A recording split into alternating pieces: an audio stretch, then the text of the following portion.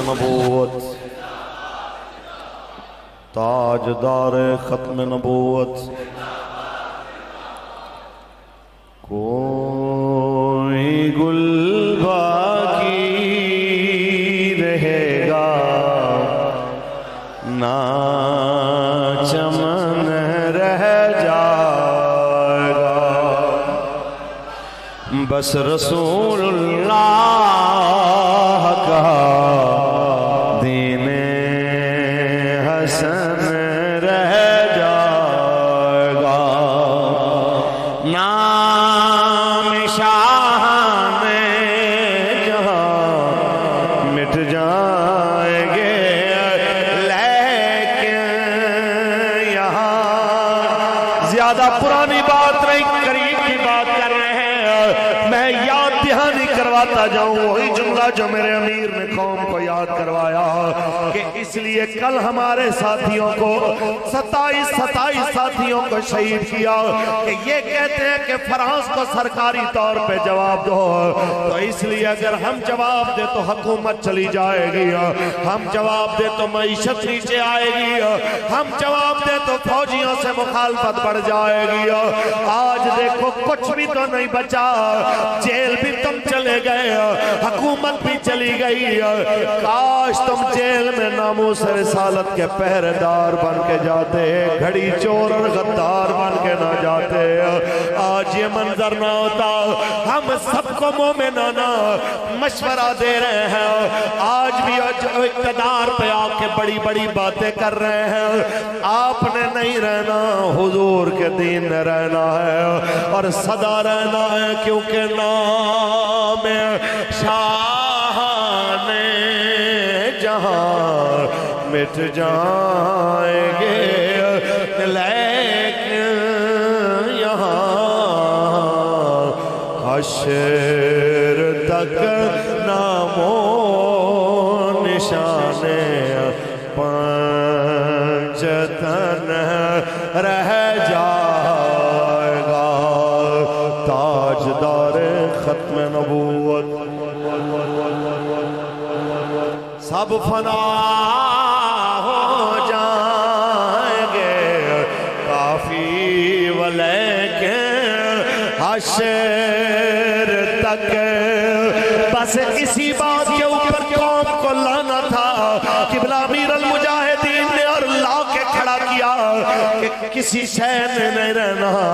مرنے سے پہلے اپنے آپ کو حضور کے کھاتے میں ڈال کے جاؤ تاکہ جب دنیا سے جاؤ تو دنیا کہے یہ وہ جا رہا ہے جو کہتا تھا میں کتا پاک رسول اللہ دا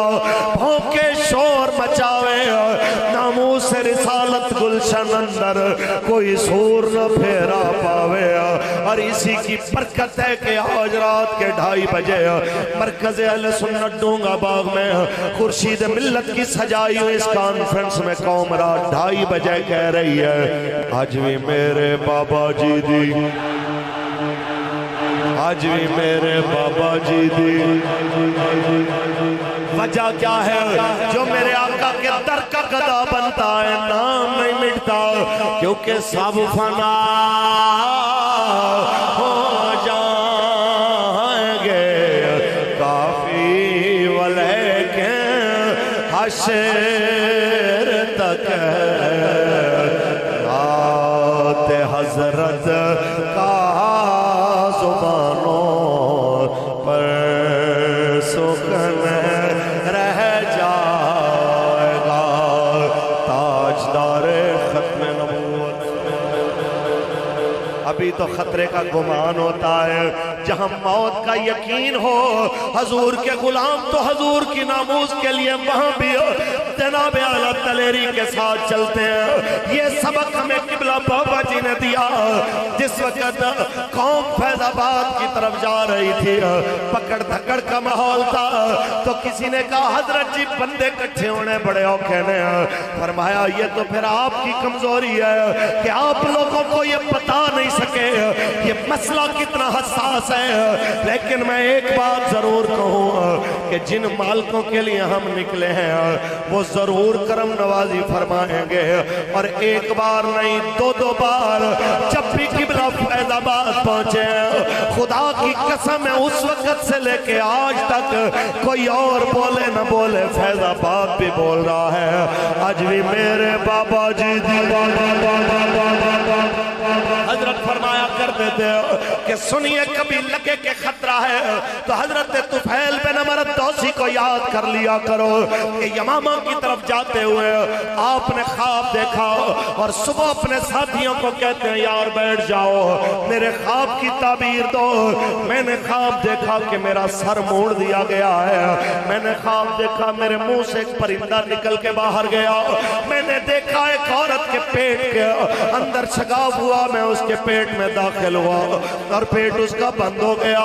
میں نے دیکھا میرا بیٹا میرے پیچھے آ رہا تھا لیکن وہ اس سے پہلے کہ اس عورت کے پیٹ میں داخل ہوتا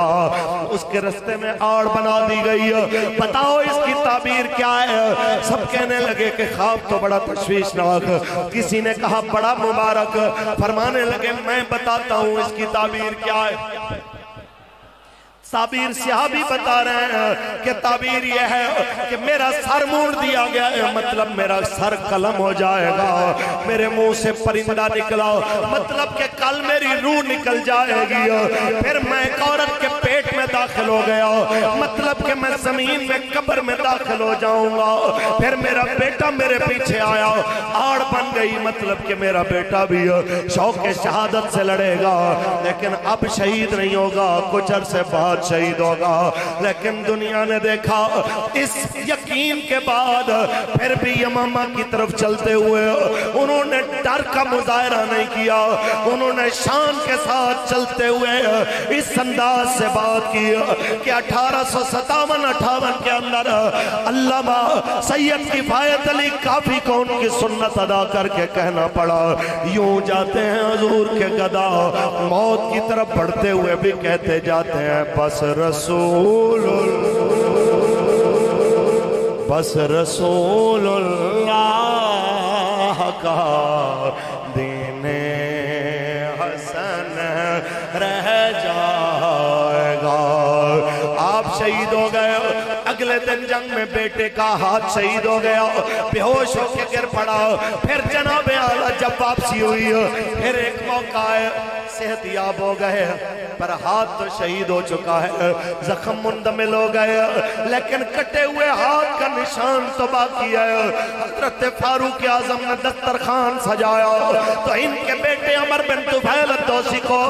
جب دیکھا کہ کہا گیا آؤ کھانے پہ کٹھے ہو، حضرت عمر بن طفیل اپنے کٹے ہوئے ہاتھ کے اوپر کپڑا ڈال کے ایک طرف بیٹھ گئے تو اس وقت حضرت فاروق اعظم نے فرمایا عمر کھانے پہ نہیں آ رہے ہو، کہا حضور آپ کھا لیجئے ہم پھر آئیں گے، فرمایا شاید تو اس لیے آگے نہیں بڑھ رہا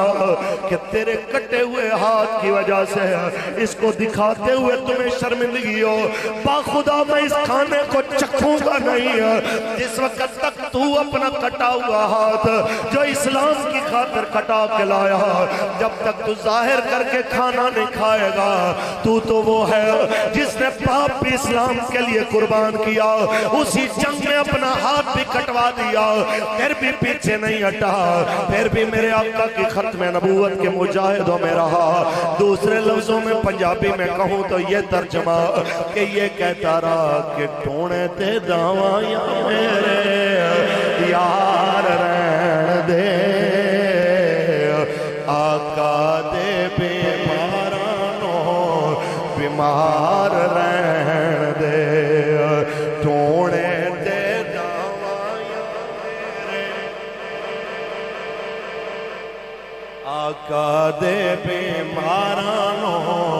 بیمار رہن دے تاجدار ختم نبوت۔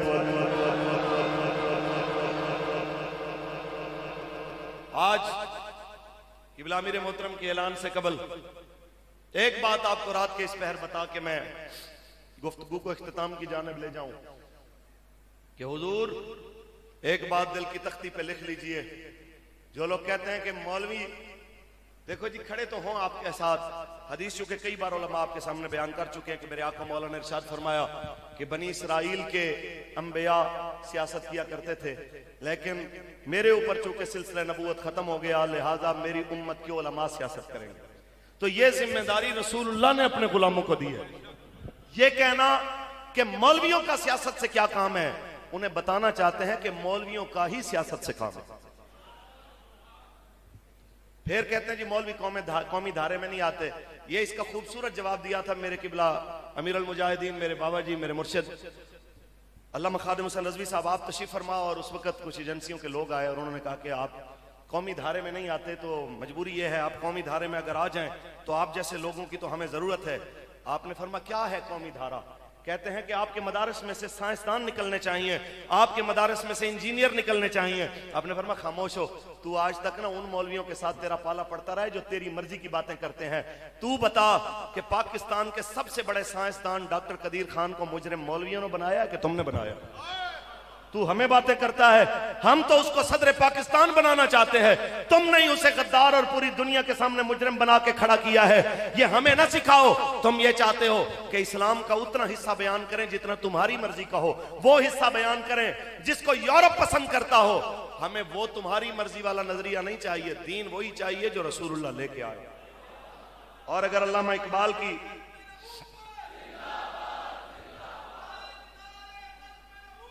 زندہ کہتے ہیں حضرت صاحب دیکھیں نا،